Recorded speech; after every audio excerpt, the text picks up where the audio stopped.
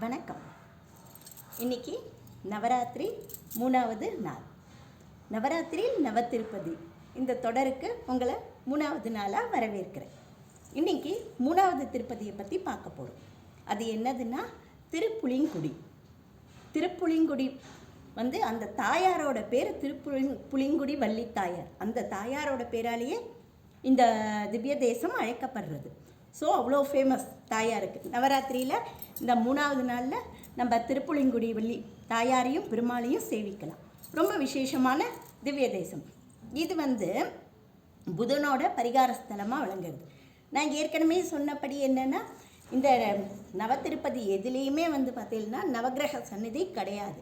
பெருமாளே புதனுக்காக என்னென்ன ஏற்படுற புதனோட தோஷங்கள் என்னென்ன இருக்கோ அதெல்லாத்தையும் பெருமாளே தீர்த்து வைக்கிறார்னு ஐதீகம். இப்போது புதனோட இதுன்னா கல்வி தடை, கல்வியில் குழந்தைகளுக்கு சரியாக படிப்பு வரலைன்னாலும் சரி, திருமண தடை, குழந்தையிலே இல்லைன்னாலும் சரி, இது எல்லாத்துக்கும் இந்த திருப்புளிங்குடி நம்ம போய் சேவிச்சோம்னா நம்மளுக்கு எல்லாமே சரியாயிடும். நம்ம இந்த நவராத்திரி நாளில் அங்கே ஒரு முறையாவது போய் சேவிக்கணும். இப்போ நம்ம தொடர் மூலமாக நீங்களும் சேவிக்கலாம், நானும் அந்த பெருமாளை சேவிக்கிற பாக்கியம் எனக்கும் கிடைக்கணும். இன்றைக்கி முக்கியமான விஷயம், உங்கள் எல்லாருக்கும் நன்றியை தெரிவிச்சுக்கிறேன். 100 வீடியோ இது வரைக்கும் போட்டாச்சு. இது 101வது வீடியோ. உங்களோட ஆதரவால் இன்னும் நிறைய பெருமாளை பற்றின விஷயங்கள் எல்லாம் நம்ம தெரிஞ்சுக்கணும் இந்த வீடியோ மூலமாக. நன்றி எல்லாருக்கும். இப்போ அந்த திவ்ய தேசத்தை பற்றி பார்க்கலாம்.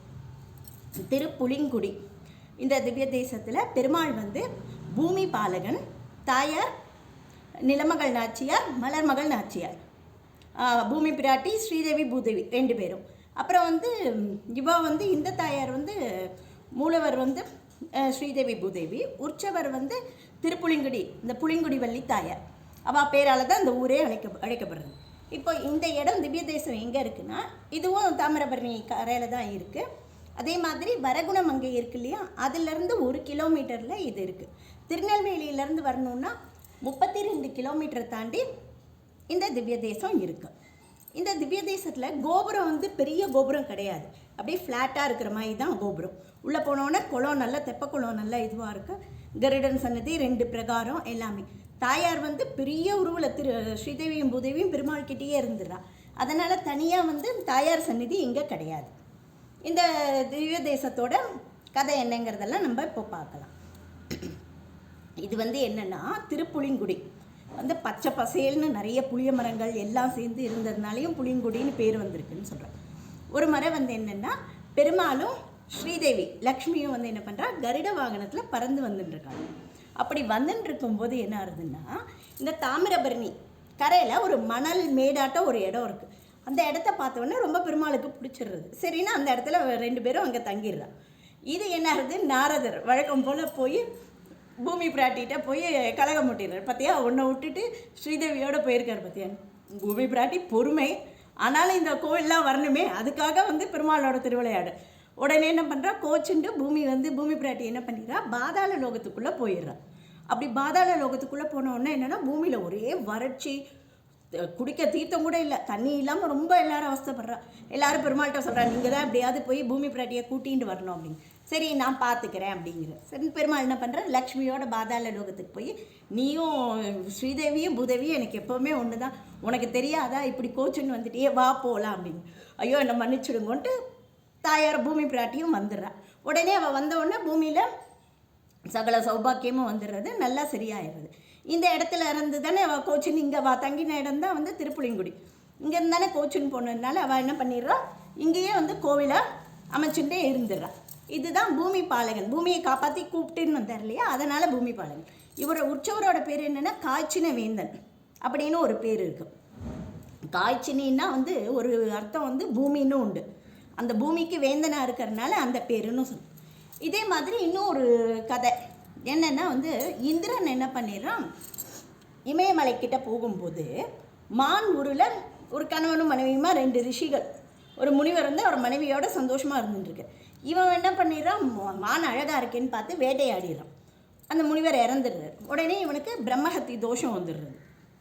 அந்த தோஷத்தை போக்க என்ன பண்ணேன்னு யோசிக்கும்போது குரு பகவான், தேவகுரு இல்லையா, தேவகுரு என்ன சொல்கிறாருன்னா, நம்ம நீ இந்த திருப்புளிங்குடின்னு ஒரு திவ்ய தேசம் இருக்குது, பூமி பாலகர் அங்கே போய் நீ என்ன பண்ணு, தவம் பண்ணினேன்னா உன்னோட இந்த பிரம்மஹத்தி தோஷம் போயிடும் அப்படின்னு சொல்கிறார்.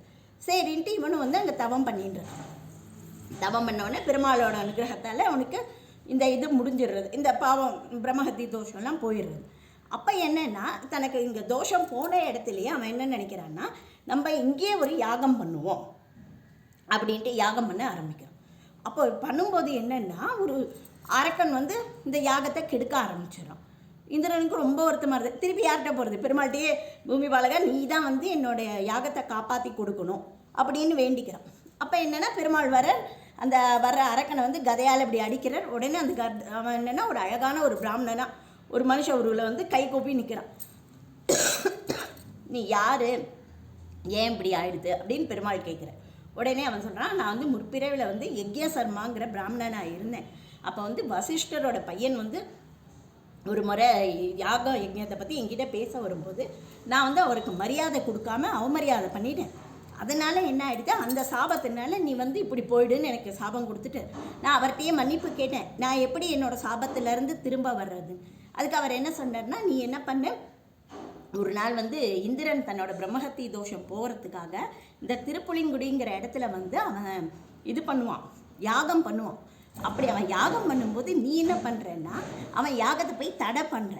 அப்போ பெருமாளே என்ன பண்ணுவார், உன்னை கதையை வச்சு அடிப்பார். அப்போ உன்னோட இந்த பாவம்லாம் சாபம் போயிடும் அப்படின்னு. அது மாதிரி வந்துடும். இந்த காய் சின வேந்தன் அப்படிங்கிற இதுக்கு என்னென்னா கோபத்தோட பெருமாள் சினத்தோடு வந்து அவனை கதையால் அடித்தார் இல்லையா, அதனாலேயும் இந்த ஊருக்கு வந்து இந்த பெருமாளுக்கு காய்சினி வேந்தன்னு பேர். நிலமகள் மலமகளோடு இருக்கார் இல்லையா, இவன் இங்கே வந்து என்னென்னா கிழக்கு நோக்கி திருமுக மண்டலம், புஜங்க சயனம், பெரிய ஒரு 12 அடியில் வந்து பெருமாள் சயனிச்சுன்னு இருக்கு. அப்போ பெருமாளோட இதுலேருந்தே நாபிகமலத்திலேருந்தே வந்து தாமரை வந்து அதில் பிரம்மா இருக்கிற தோற்றம். நிலமகளும் பூமகளும் வந்து என்னென்னா பக்கத்துலேயே பெருமாள் பக்கத்துலேயே உட்காண்டிருந்து அவள் இது பண்ணுறான், காலை பிடிச்சி விட்டுருக்கா. அதனால் என்னென்னா கர்ப்பகிரகத்துலேருந்து நம்ம சேவிக்கும் போது நமக்கு வந்து இதுவே தெரியும், பெருமாளோட திருவடி சேவையே ஆகாது. சுற்றி பிரதட்சணம் பண்ணும்போது அங்கே ஒரு சின்ன சாளர மாட்டோம் ஜன்னலாட்டம் இருக்கும், அது வழியாக எட்டி பார்க்கும்போது தான் நம்மளால் வந்து என்னென்னா பெருமாளோட திருவடியை சேவிக்கும். பெரியவா 2 பேருமே வந்து பூமி பிராட்டியும் சரி ஸ்ரீதேவி 2 பேருமே நல்ல பெரிய ஒரு பெருமாள் 12 அடியில் இருக்காருன்னா அப்போ அவளுக்கு ஏற்ப காலை பிடிச்சி விடுற இதுவும் அவ்வளோ பெரியவா. பெருமாளுக்கு வந்து தைல காப்பு பண்ணுறதுக்கு 128 படி என்ன தேவைப்படுமா, அவ்வளோ பெரிய உருவோடு அவர் இருக்கார். புஜங்க சயனம் இதற்கு தான் வந்து சொல்லுவாள், புளியங்குடி கிடந்து வரகுண மங்கை இருந்து வைகுண்டத்துள் நின்ன பிரானே அப்படின்னு நம்மாழ்வாரோட பாசுரம். இங்கே படுத்துட்டு இருக்கிற இது நேற்று பார்த்த வரகுண மங்கையில் வந்து அமர்ந்த வித்யாசன பெருமாளா, அதுக்கு முன்னாடி பார்த்த ஸ்ரீ வைகுண்டத்தில் நின்ன திருக்கோலத்தில் இருக்கார். அதுதான் இதோட வந்து விசேஷம், ரொம்ப பெரிய இதுக்கு வந்து ராமானுஜரும் வந்து சொல்கிற மாதிரி ஒரு இதுவும் உண்டு. இங்கே இருக்கிறவாளுக்கு எல்லாருக்குமே வந்து அறிவு அவ்வளோ இருக்குங்கிறதுக்கேற்ப அவர் ஒரு பாசுரத்தில் நம்மாழ்வார் வந்து என்ன பண்ணியிருக்காருன்னா பாசுரத்தில் வந்து சொல்கிற வந்து இவா 2 பேரும் மட்டும் உனக்கு காலை பிடிச்சி விட்றாளே ஸ்ரீதேவியும் பூதேவியும் கூவுகின்னன்னு பக்கத்தில் தானே நான் ஆழ்வார் திருநகரியில் இருக்கேன், என்னை வந்து ஆழ்வார் அப்படின்னு உன்னை கூப்பிட்டா நான் ஓடி வந்து உன் காலை பிடிச்சி விட மாட்டேன்னா என்ன நீ கூப்பிடவே இல்லையே அப்படின்னு சொல்கிற மாதிரி ஒரு பாசுரம் உண்டு.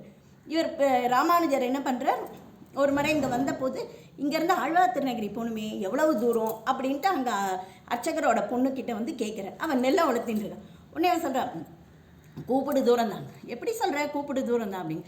ஏன் உங்களுக்கு ஆழ்வாரோட பாசுரம் தெரியாதா? இங்கேருந்து கூவுகின்றேன்னு அவர் பாடியிருக்காரு, அப்போனா கூப்பிட்ற தூரம் தானே. உடனே அவர் கை கூப்பிட்றாராம். இந்த ஊரோட இது பெருமை எவ்வளவு, இங்கே இருக்கிறவாளுக்கு சின்ன குழந்தைக்கு கூட வந்து கூப்பிடுகின்ற தூரம்னு புரிகிற அளவுக்கு இருக்கேன்னு ரொம்ப சந்தோஷப்பட்டுட்டு. அப்போ எவ்வளோ பெரிய மகிமை பொருந்திய ஒரு கண்டிப்பாக நம்ம வந்து ஒரு முறையாவது இந்த பெருமாளெல்லாம் போய் சேவிச்சிடணும். நன்றி, வணக்கம். நீங்கள் எல்லோரும் நம்ம சேனலை சப்ஸ்கிரைப் பண்ணுங்க.